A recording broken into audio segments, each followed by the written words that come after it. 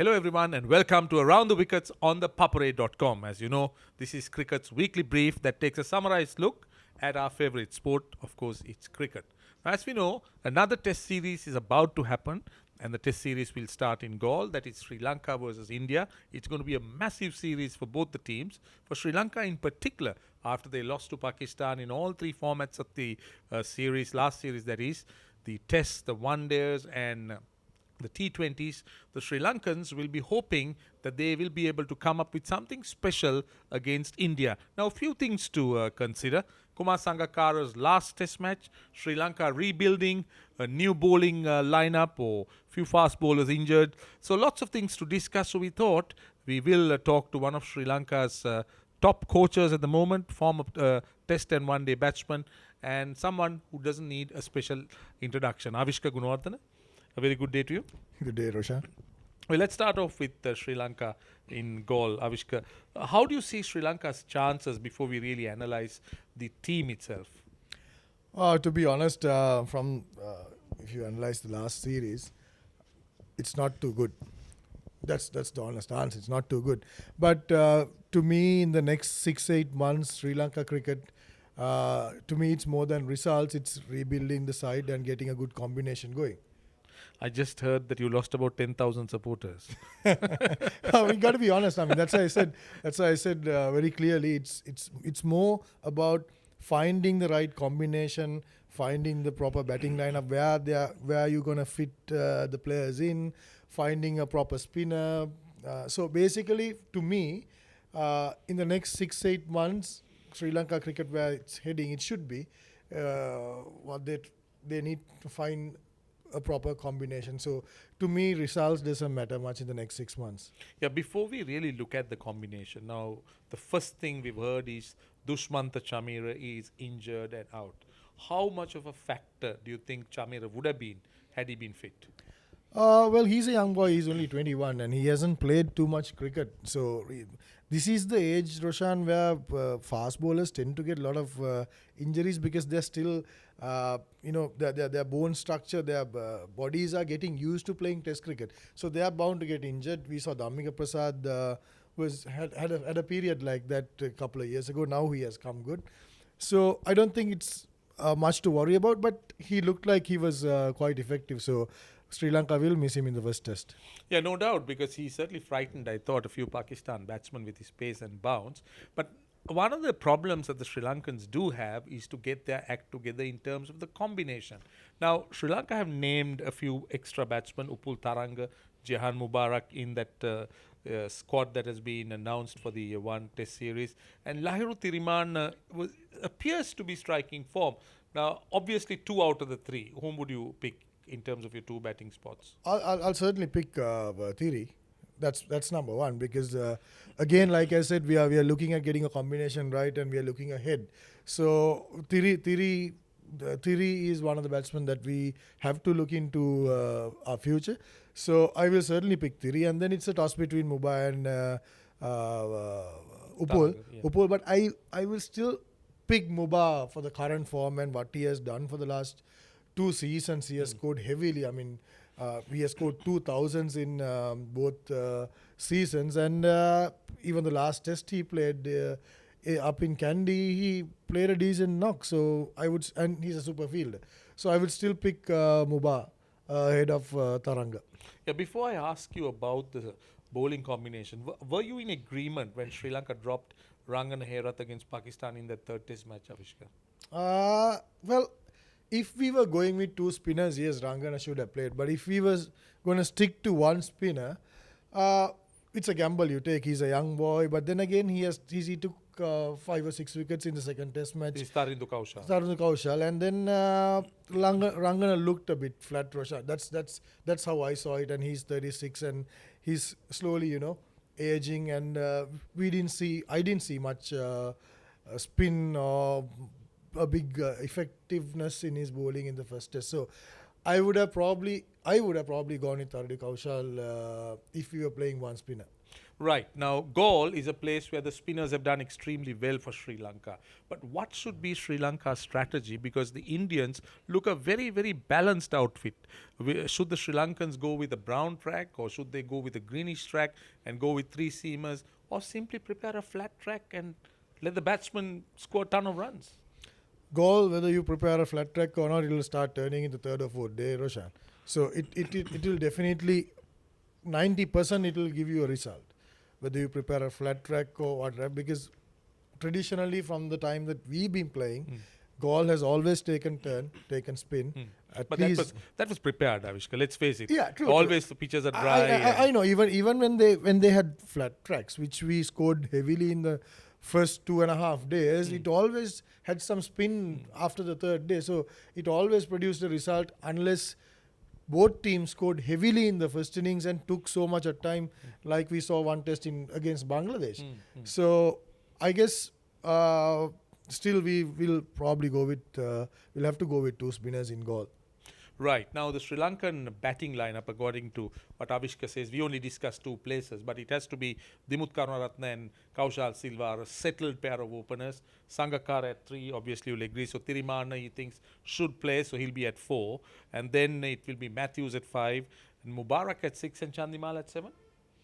Or how does it look? I don't know. Chandimal looks to me in good form. So where should he bat? I would bet as high as I can. I would bet Chandimal as high as I can, but I don't see him betting higher than 5.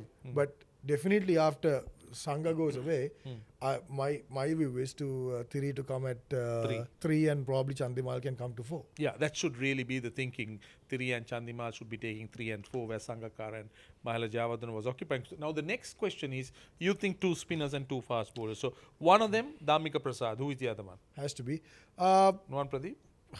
We don't know how fit they are still, because suddenly the day before the game you find someone else is playing him because they have side strain, some strain. So I would say Dhammika obviously has been bowling really well.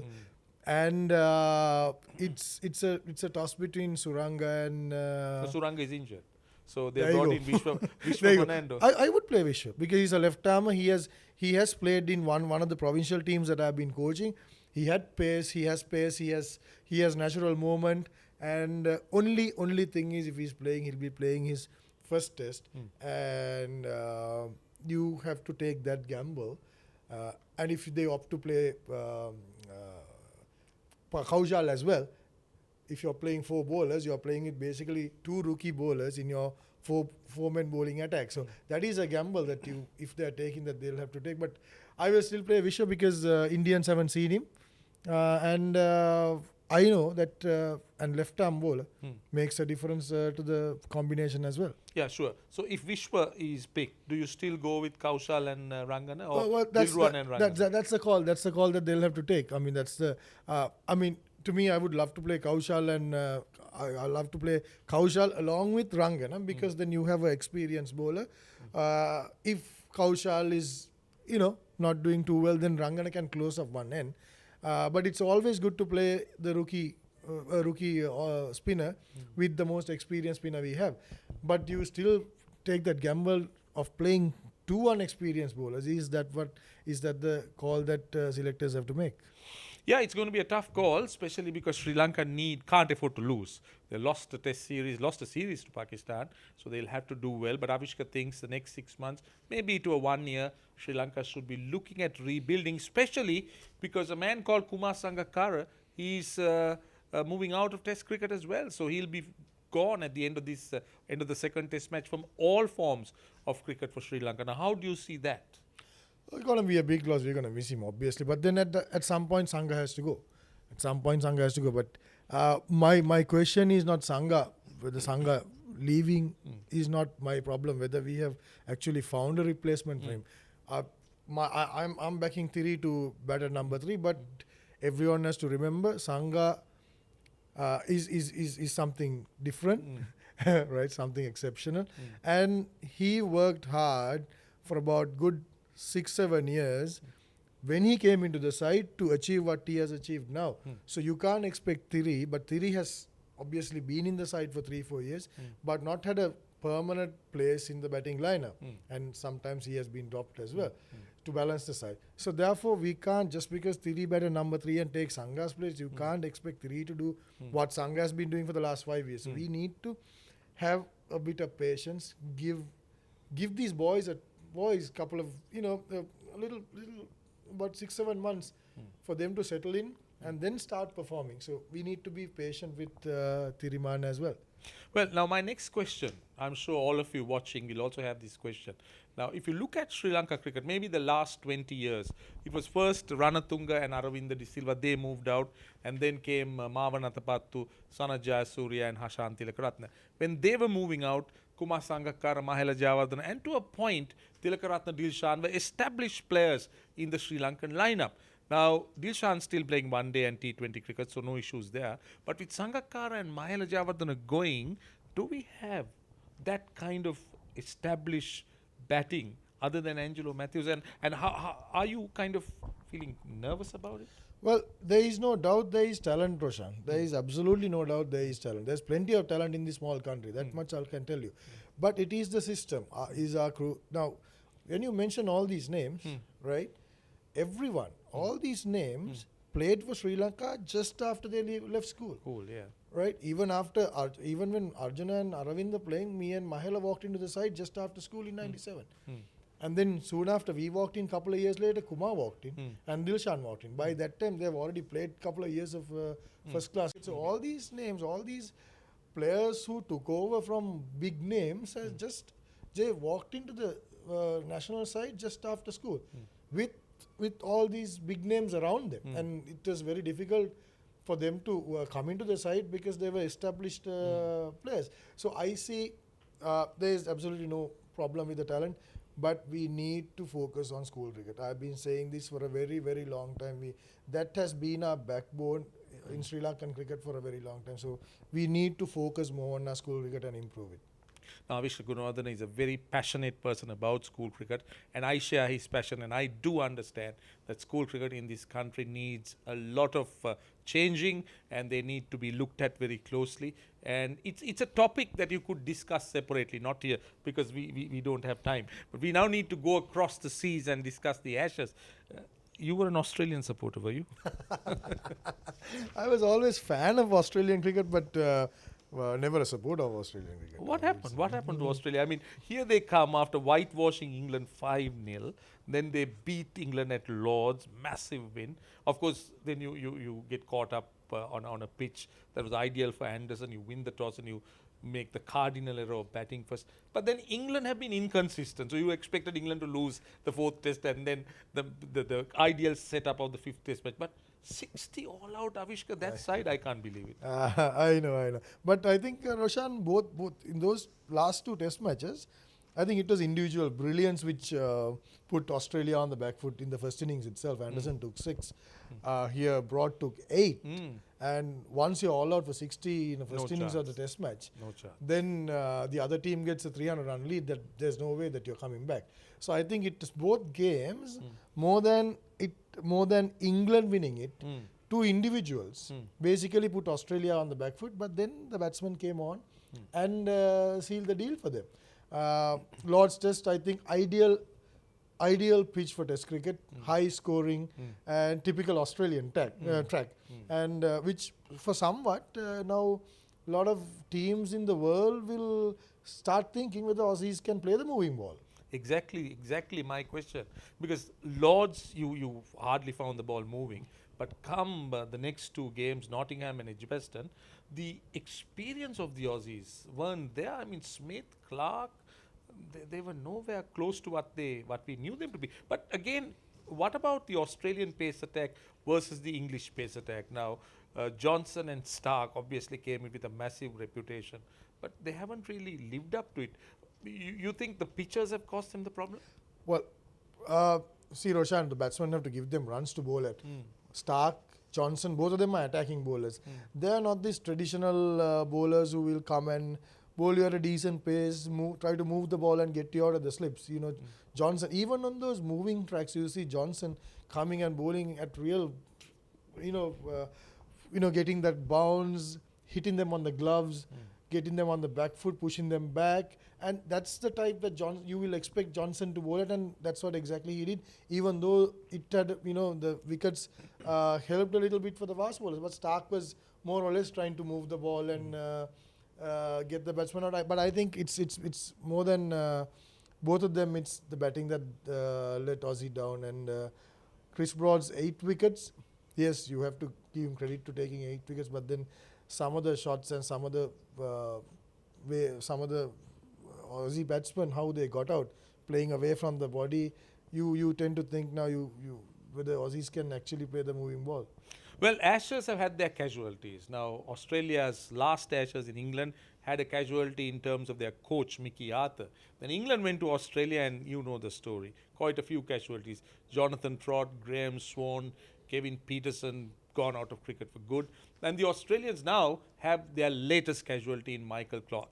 Well, do you think it's a brave decision to decide to retire when Australia are losing and to say, look, I'm not good enough, I haven't done well? Very few people can really say that. I don't think he should say that. I don't think the thinking behind that He's is actually said that. He said that he hasn't performed. he hasn't performed. Yeah, that's Yes, what he said. he Yeah. hasn't performed. But it's just one series that he hasn't performed, and the whole team hasn't performed. So, I mean, he has been a great player for Australia. I mean, we all know that. He was made the captain at a very young age, and given the responsibility, took the responsibility. Australia did so well, and there was so much of youngsters coming in when he was captaining, and he played with those youngsters and won games. So I think he has been obviously he has been a brilliant cricketer for Australia. But this is sort of a trend that Australians are having, isn't it? I mean, every time they don't do too well, they tend to, I don't know, giving up is the correct. Easy, yeah. correct. Whether it's the easy way out or Easy way out, or I don't know whether it's giving up is the right word. But lot of, like you said, a lot of Aussies we've seen retiring after a bad series than doing really well and getting out of cricket. I think that seemed to be a problem because few players now, Sangakkara is going on his own terms. Mahela went on his own terms. Some of the cricketers are being pushed out of their careers. Michael Clarke, Ricky Ponting, just to name a few of those real greats of the game. Just bowing out at a time when the game is rather low. And Avishka, finally, I know we can talk a lot, but we are running out of time. But finally, do you think it's the right decision for Clarke to retire and announce it in the middle of a series? It's very tough for me to answer that, Roshan, because it all comes down to that individual. I'll just give you one example, especially what Sangha told me after the World Cup, or a little before the World Cup, I think. He said he's thinking of retiring after the World Cup, and I said, why? I mean, you're just close to Bradman's record, and you can go on for one more year. That's what I was thinking, because he was scoring so much. Then he said, look here, I'm obviously retiring after the World Cup from one days. I've retired from T20 cricket, and then there's a huge gap when you're only playing Test cricket. I will play my next Test match after the World Cup only after 6 months, and then you're out of international cricket for 6 months. I don't know whether being out of cricket for 6 months in international level, whether you can come back and perform at the same level. So that's what he was thinking as an individual. So I don't know what Michael Clarke's thinking, but all I can say is has been a brilliant player for Aussie, and I've enjoyed watching him play over the years.